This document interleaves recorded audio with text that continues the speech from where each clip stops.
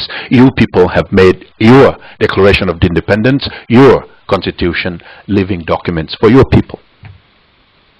It's not going to be done tomorrow.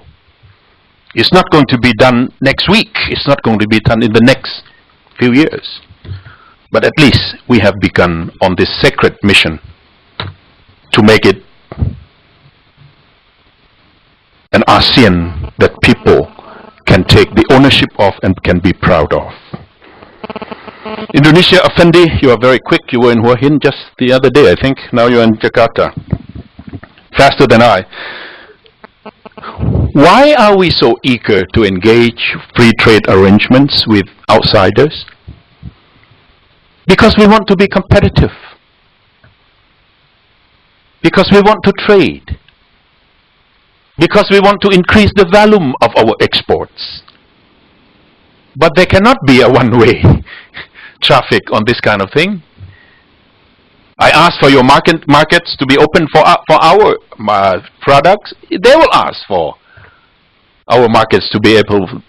It got to be a win-win kind of arrangement.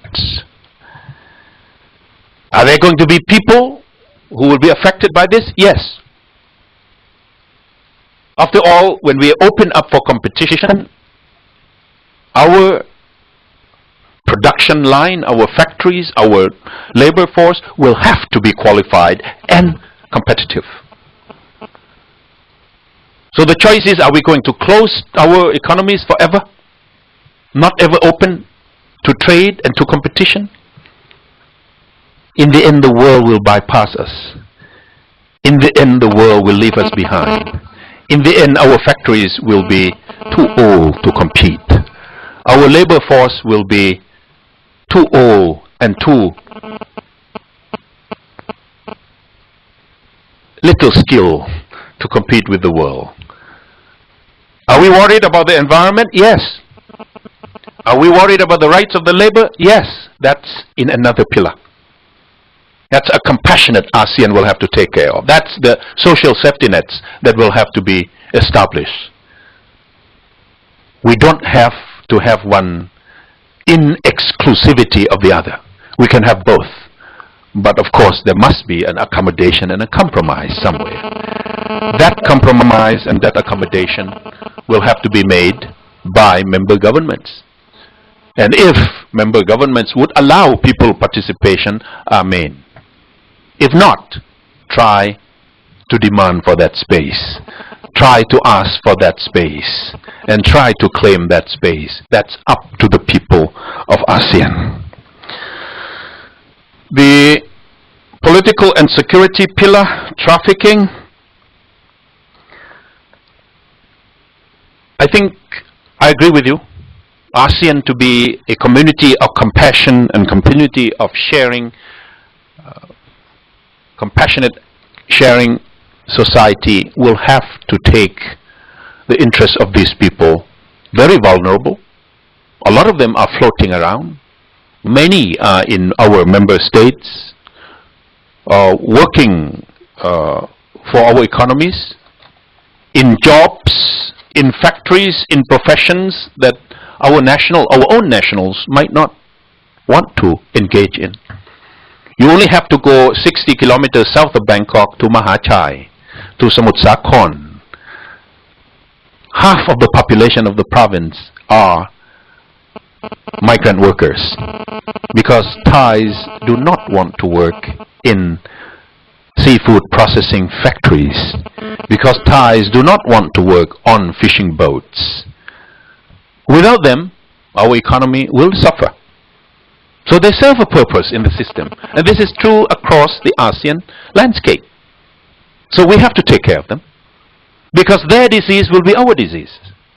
Their insecurity will be our insecurity. Their poverty will be our problem. Their lack of education, lack of opportunity will be our problems in the future. Because borders mean less and less between us. As we drive toward integration, we also must admit that there are other problems coming through integration that are not desirable. So what do we do? Only we have to take care of ourselves. ASEAN has an agreement to look into the plights and the privileges and the welfare of these people. We are mindful of the problem. Whether or not we implement it to the full, that's another issue. You make the demand on the ASEAN governments to implement the agreement. I will make the report to the leaders that some of the member states are not practicing, are not implementing the agreements. But you have to help me, because I'm the only one cannot do it. So, Mr. Effendi, help me. The ball is in your court too. Laos, Asia-Pacific community affecting ASEAN. Well, it was mooted, and I'll use the phrase of the Prime Minister of Singapore, we cannot stop people from being creative. Our responsibility is to make sure that ASEAN works. Our responsibility is to make sure that ASEAN plays that central role, or the centrality of ASEAN is maintained. And that can only be done by being effective here among ourselves. Otherwise, there will be other organizations around the region that could claim more efficiency, that could claim more validity, that could claim more relevancy. And if that happens, ASEAN cannot complain. Again, we cannot stop anybody from coming up with good ideas. But that is not to say that, so we lose our control. So we are not mindful of that. So we don't care about that. We do care. But to show that we care is to be effective among ourselves. We got very scared when the Japanese and the Chinese and the Koreans met in Fukuoka on the island of Kyushu a few months back. And there was an article which caused a lot of stir, +3 without ASEAN. You would only see +3 after the word ASEAN, ASEAN +3, ASEAN +3, ASEAN +3. But now they say +3 without ASEAN. So that kind of meeting serves the purpose to warn ASEAN that if you don't get your house under control, there will be tendency to try to settle the problems outside of the ASEAN process. Whom to blame? I don't think we can blame them. I think the fingers must also be pointed at ourselves on this kind of thing. Well, we heard the concept. Some of us are concerned. Some of us saw it as a natural progression of the region. But I don't think it's being taken too seriously. But that will remain on our own. If we can't deliver ourselves to solve our own problems here, to create our own community here, such idea will proliferate and we cannot stop it. Creating community by 2015, well, there are a lot of mechanisms that has been prescribed by here. We have to first establish our committee of permanent representatives in Jakarta. That is, from now onward, there will be permanent representatives from each member state residing in Jakarta working with me. I don't have to get in touch with all the ministries in Thailand. I only rely on the focal point, the permanent representative of Thailand in Jakarta. Help me mediate and help me negotiate, help me communicate with various agencies in Thailand on ASEAN. And we hope that will produce efficiency among us. Shortcut. Like in Geneva, like in New York.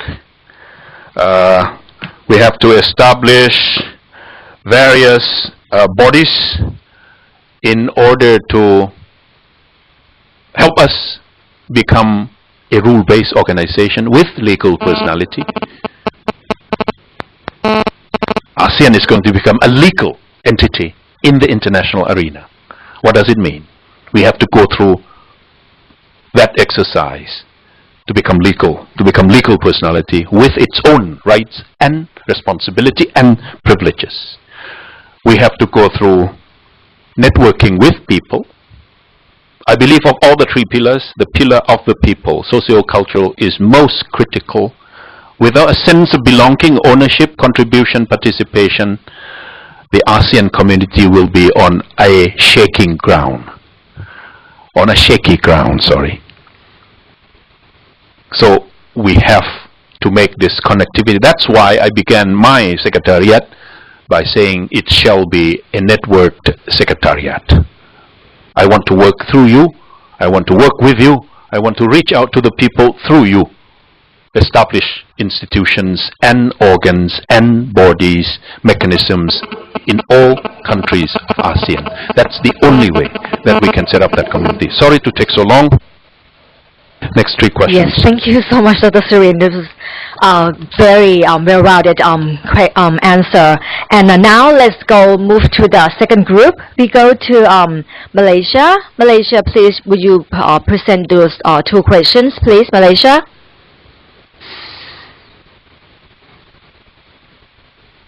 Malaysia, can you hear us? Can you hear us?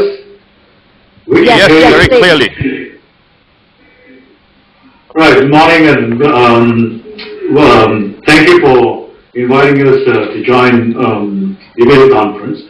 Hello from Kuala Lumpur from all of us here. And before we get to the 2 questions, I want to just say that reading the chairman's statement of the summit, there is a need, as stated there, to translate the ASEAN documents into the local language. And we have here already produced by our Ministry of Foreign Affairs, the ASEAN Charter in the local language. Just want to let Dr. Surin know about that. Then let's get to the 2 questions here. Can I let you know that we already? Can I let you know, sir, that we already published at the Secretariat all the languages in 1 volume, including Malay. Wonderful. Contribution. Yeah, yes. It's already published and it's distributed in Cha'am. I'll send one to you. Thank you very much. Thank you very much for that information. I also wanted to say that many of the questions that have been raised were also discussed here. So we will just focus on 2 issues which we believe have not been touched to that extent as of now. The first question, first issue is really the social outreach. And we have talked about this in the pre-summit discussions, and we sort of felt that there is certainly a whole lot more that's needed to reach out to the students in the universities, in the secondary schools. And I think that's why, this publication, the local languages, seem to be important. We're essentially talking about an ASEAN community, and ASEAN community cannot be sort of structured within a very short period of time. It actually is going to take a generation to get there. So we would like to discuss and explore a little bit more about this outreach to this special group of students. That's the first question. Second one is, in the chairman's statement, we also find that there is a reference to the ASEAN external relations component of the discussions that took place. In this regard, we sort of deal with the international financial institutions, the international financial architecture, when there is a crisis. During the 1997 crisis, ASEAN made a very strong pitch to reform the international financial institutions. And the question is, how do we actually get back to that, given that these institutions were established in the 1940s? We are talking about the 21st century. How can the international financial institutions be restructured, or the voice of countries like ASEAN be heard a whole lot more strongly than hitherto? Thank you. Thank you, sir. Yes, okay, thank you very much, Malaysia. And now is the Philippines. The Philippines, can you hear us? It's your turn. Hello. Yes, thank you very much. Yes, please. We see and hear you very well. Good afternoon from the Asian Institute of Management at Manila. Our questions are really framed within the challenge of navigating through the diversity across ASEAN. And in particular, we'd like to have a sense of how the actual coordination and implementation of certain policies and programs might occur as regards, one, for example, coordinating a common fiscal and monetary policy as a response to the financial crisis, and second, establishing food and energy security by, for example, managing the stocks of food and energy across the region. The second question is related with perhaps as a result of the high growth in the region, there is an increasing trend towards urbanization, and with it came along social problems related with housing shortages and the displacement of informal settlers. Is there a common ASEAN position to this, and how should ASEAN governments respond to these issues? Thank you very much. Thank you. Okay, thank you very much. The Philippines, and the last country in this group is Singapore. Singapore? Yes, can you hear us? Could you please present your two questions? Yes, please. Yes, good morning. We'll first like to thank Dr. Suing for a very informative session, and I'll let our friend from the Media Corp actually, who is going to take the mic and ask the two questions from Singapore. Thank you. Melanie, please. Okay, hi. Good afternoon, Dr. Surin. I have two questions for you. The first one is, you spoke about the prevalence of non-traditional threats like pandemics and drug problems and the need to work with civil societies. So my question for you is, how will ASEAN's non-interference clause actually challenge the eradication of such threats when cross-border disputes are involved? Thank you. Next one. And the second question is, how do you think the young people in ASEAN can play a role in realizing the vision of 2015? Thank you. That's a softball. Okay, Dr. Surin, please. Let me take the questions from Malaysia first. Social outreach, we very much agree with you, and I have been trying my best. This is part of that social outreach. Now we are doing it through universities. Just so happen that these facilities are available at universities level, but we have what we call the school tour. We can't do it, you know, in all schools in all the 10 countries, but we have selected. I think this year, I think we did it in Singapore and Thailand and probably Myanmar. Yeah, Vietnam. The year before, it was in some other countries. We have decided, and the ASEAN government representatives working with us on the budget have decided to maintain that outreach program. But the good news is we are also working in conjunction with propagating our economic blueprint, the yellowish booklet that you have, the big one. 2008, 2009 supposed to be the year that we would propagate that blueprint for our economic integration, economic community.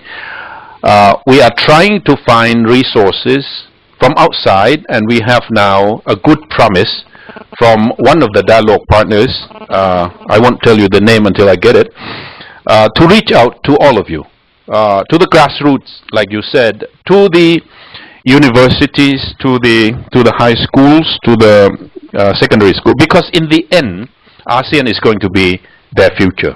In the end, whatever we do, prepare, it's going to be their benefits in the future. So they must be informed. Now ASEAN is known. The word ASEAN is known, like ASEAN barber shop, like ASEAN tattoo shop, like ASEAN massage parlor. You have heard that before. But I want people in ASEAN to know more of ASEAN, more meaning behind the word ASEAN, full of intention, full of commitment, full of vision, full of cooperation in order to arrive at a better future for all our younger people. We will do that. certainly social outreach. And I hope we can count on you, the gentleman in Malaysia. Please advise us on that one. Reforms of financial institutions. I have heard one representative into the London summit or into the G20, President Yudhoyono, talked very, very effectively and strongly about how to reform and how to find resources for financial institutions so that they can do better job taking care of the problems that could happen, that might happen around the world, particularly on the issue of development. The world and the international community are running out of resources to finance development.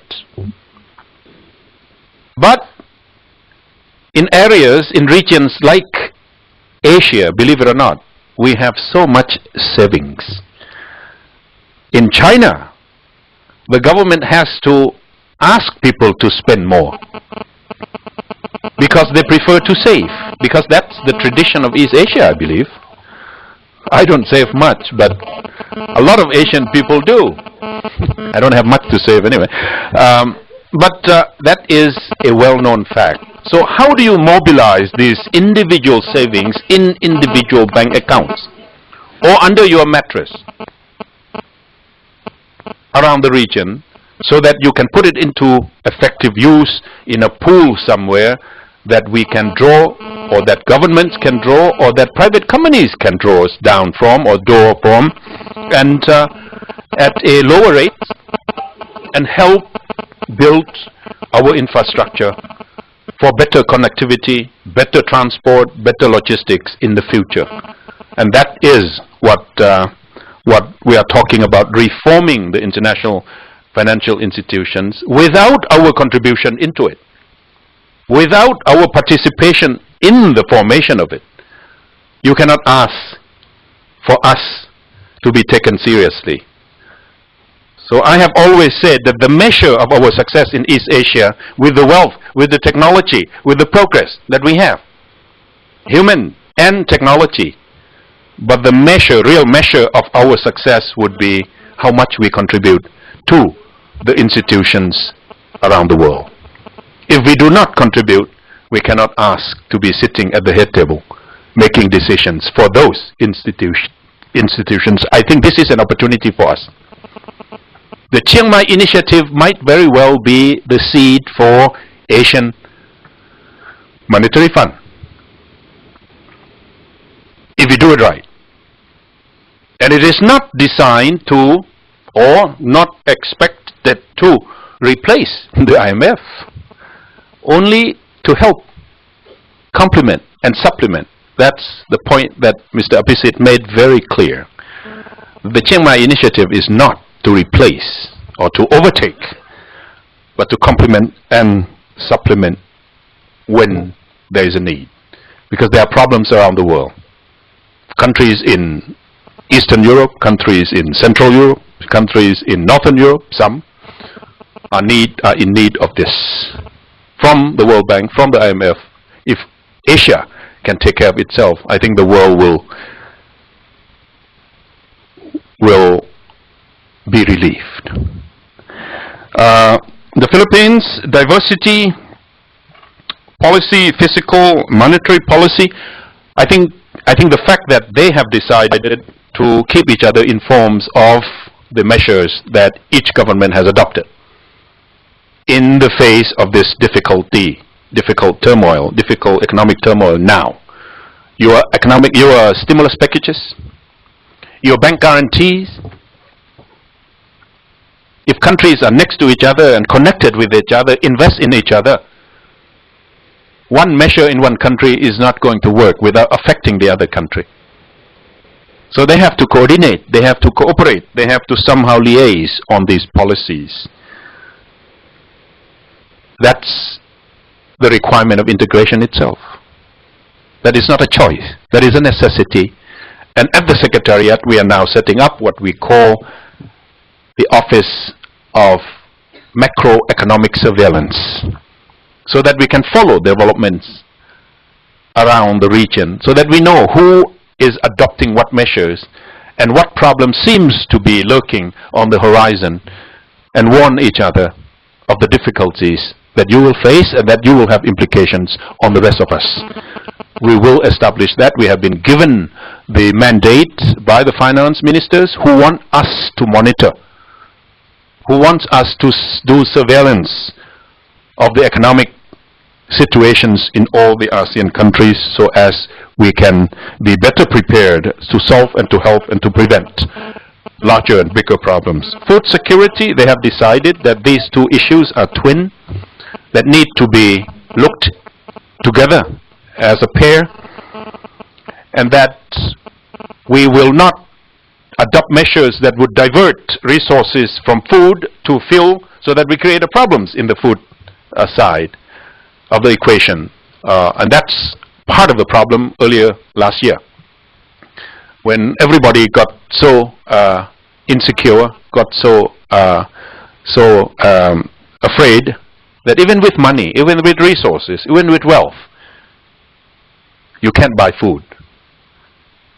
If food is at a price that that is not affordable to a lot of your population, which would create social tension, which would create conflicts, which would create a lot of instability in all of us. And that's the last thing we want in this kind of situation. We are committed. The +3 countries, Japan, China, and Korea, are working with us. First for crisis, but later on it will be for a more permanent fixture of ASEAN, so that ASEAN can help ASEAN, Asia can help Asia on the situation of food. During the summit, there was an exhibition of food security project that we have asked the private sector to help us define ASEAN Southeast Asia as a food security region, food security area. We have resources, we have land, we have technology, we have seeds, we have management skill, we have processing technology, we have everything. The challenge is the management. And we have been reassured that if we can put the package together, we can be the granary of Asia, if not of the rest of the world. And that's what we are working on. The urbanization and the social problems and the informal sectors of our economies, the settlers in the urban areas, I think all capitals have it, some more than others. And that's something, that's a big challenge for all of us. We need to take care of them. We need to give them opportunities. We need to help them, because they will be, the resource for our society and our countries and our region in the future. Again, the World Bank and ASEAN is working on one project, not exactly on the migrants, the rural migrants into the urban area, but on the environment of the urban areas. I have proposed what I call cool ASEAN and green capitals. You have heard the proposal from the new governor of Bangkok that he wants to turn the rooftops of the buildings here in Bangkok and the balconies of Bangkok green, by encouraging people to grow plants, flowers, trees even, because it has been proven around the world that with that kind of covering in Tokyo and in Chicago, you can reduce temperature of the cities. You have heard. You know where he got the idea from? ASEAN. Ask him. We are good friends. Singapore, prevalence of non-traditional threats. How would the principle of non-interference obstruct our efforts to contain and to solve non-traditional threats? At the Nanyang University, at the Rajaratnam School of Government, there is a unit called Non-Traditional Threats, Center of Studies of Non-Traditional Threats. And I think scholars there have gone through this very issue.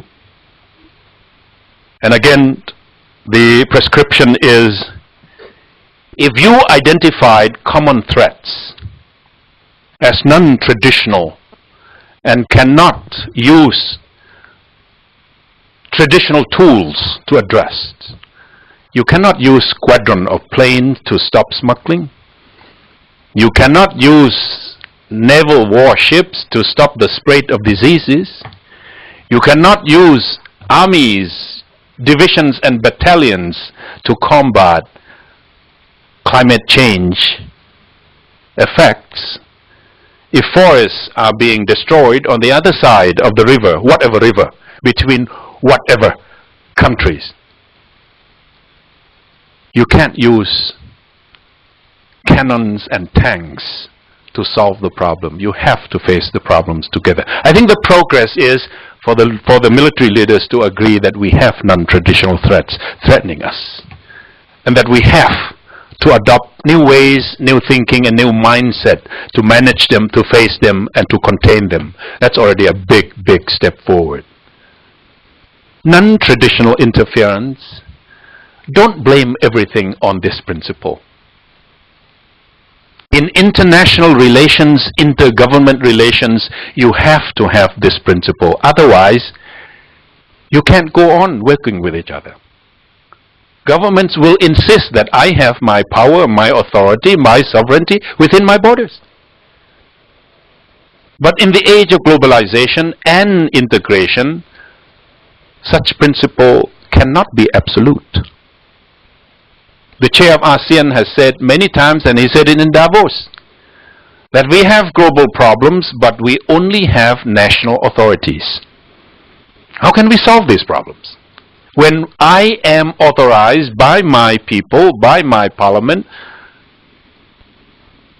to have the power to solve the problems within my territory. But a lot of problems coming outside, from outside of my territory. So we have national power to face with global problems. That is a big, big problem and big challenge for the international community now. But non-interference has to be there as long as there are states, as long as there are governments. But it is not absolute as before. You have to learn to give and take. While I was in Cha'am, there was this item from Geneva. WHO, the World Health Organization, found out that there is a strain of malaria somewhere between Thailand and Cambodia in the forest there that is very much resistant to any kind of malaria medicine, malaria vaccine, malaria pills, whatever. So what do? How do you solve that problem? Because mosquitoes biting people on this side, going across the other side, did not require visa. Did not have to show passports to any immigration officers. So what do? You only have to work with each other. So non-interference has to be there, but it is not an obstacle if we understand it right. If we understand the threats right, if we understand the way to resolve and to change and to contain and to solve the problems, to solve the non-traditional threats, it won't be a problem for us. Young people's involvement, I think the Malaysian question already asked that. We want our young people to participate, to get involved more in the ASEAN process. Definitely, because this is their ASEAN. A lot of us are not going to be here. Kurapisit said at the opening of the conference, when the ASEAN Declaration was signed on the 8th of August 1967, I was 3 years old. I knew nothing about ASEAN. Now I am the chair of ASEAN. And now I am inspired by this document of ASEAN. We want to catch them when they are young. We don't want future leaders to say, when they met in Cha'am, celebrating this document, I was 3, I knew nothing about ASEAN. Well, 40 years ago, Mr. Apisit can have that excuse. From now on, through you, parents, families, I hope by the time I end my secretariat responsibility, the word ASEAN will be a household word. And only through parents, through teachers, through schools, that we can make it a household word.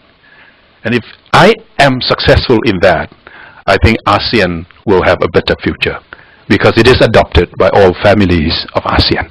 Thank you.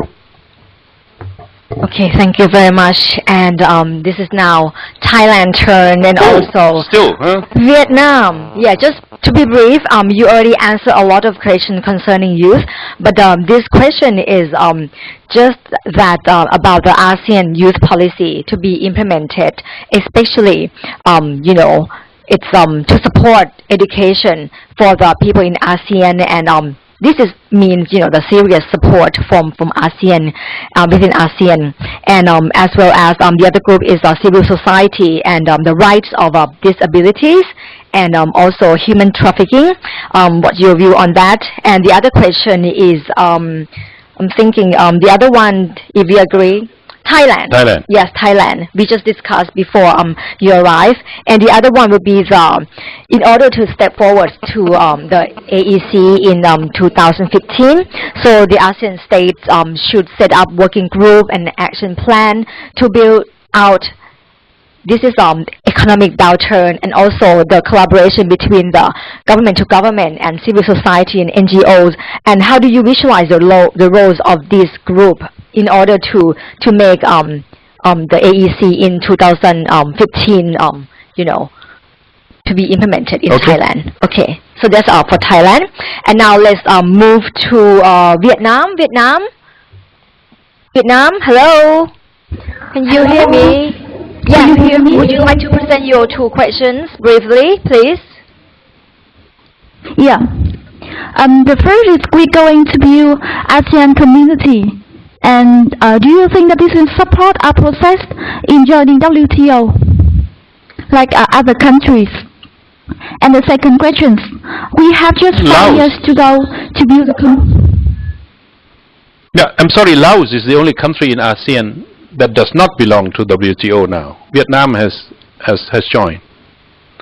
Only Laos, and we are helping the best we can. Yeah, okay? And the second, we have just 5 years to go to build a community, and most of us are developing countries, in which we have a lot of differences in level of awareness and development. And you know, you mentioned that you want to build the community for the farmers, the businessmen, the researchers, and for everyone, for all the people in ASEAN. But is that possible if we have a lot of differences in development and level of awareness? Thank you. Thank you. Thank you very much. Good questions.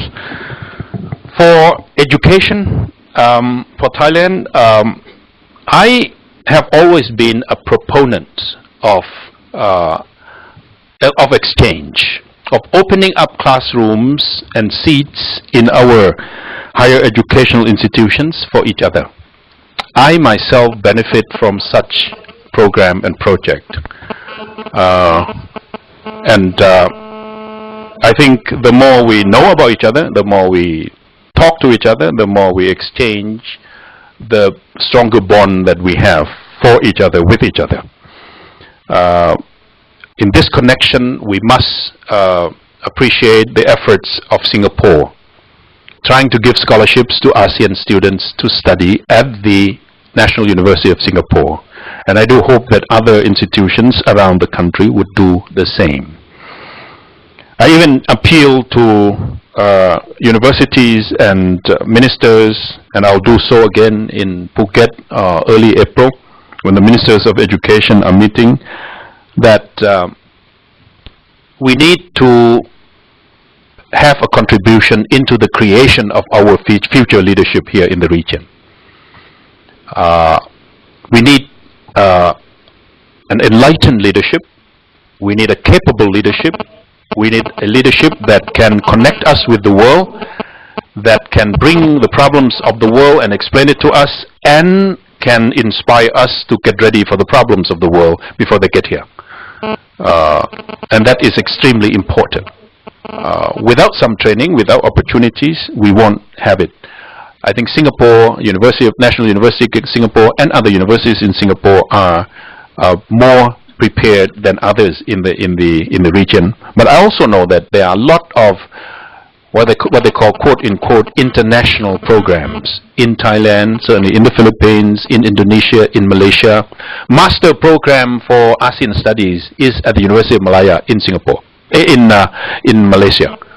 So we are doing a lot, but not enough. I certainly would like to encourage more. And I agree with you that education and scholarship and opportunity for training are very, very important. And I think the cooperation between government and government, NGOs and the government, private sector and the government and the NGOs in creating a balanced community, a community of compassion, a community of sharing, which is the dream of the ASEAN founding fathers. If you read the ASEAN Declaration, they wish to see all ASEAN people, or people of ASEAN at that time, 5 countries, enjoy the blessing of peace, enjoy the fruits of development. The only way to do that is to give them training, to give them opportunities of education, and to give them a stake and a place in the system. And I agree with you, to create even an economic community. But that community has to be inclusive, has to be equitable, has to be just. We don't have extreme poverty. We don't have extreme riches. And we don't have too much gap in between. We have that problem. Let me go back to the question from, I think, Laos earlier on, what to do. And here too, the gaps between us, new members and old members. Yesterday I talked to the leaders over lunch that we have our initiative for ASEAN integration. 5 years, 5 years, 5 years. It would be best if we can also mobilize help and support from outside to help bridge the gap between us and among us.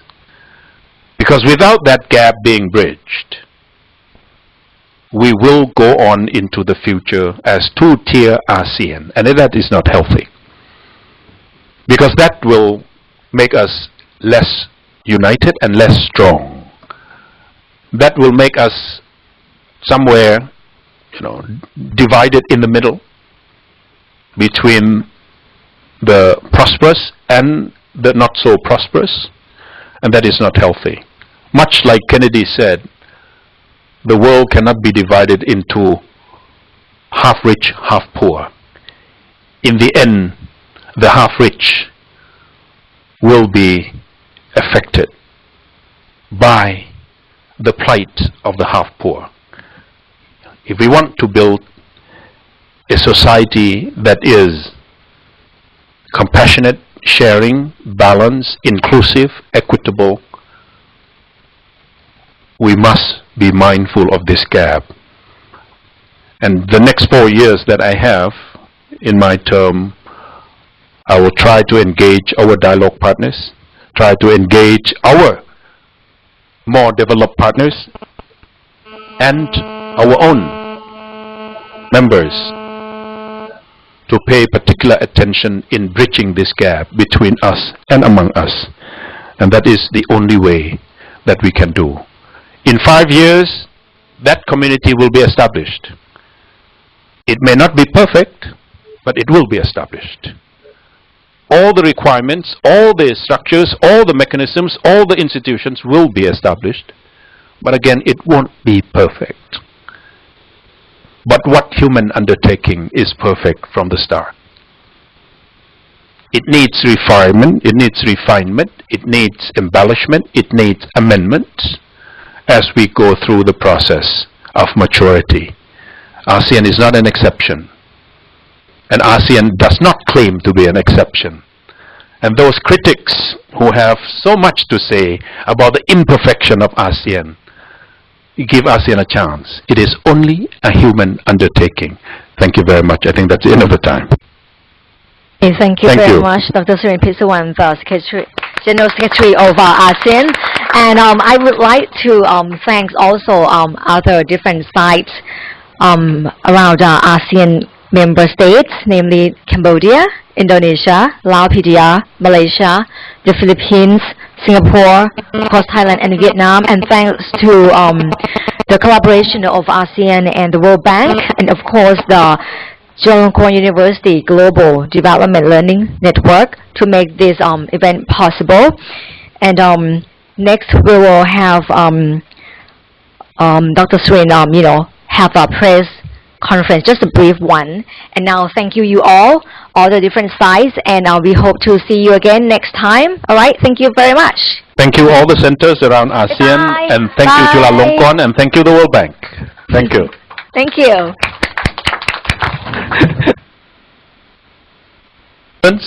Right here or okay?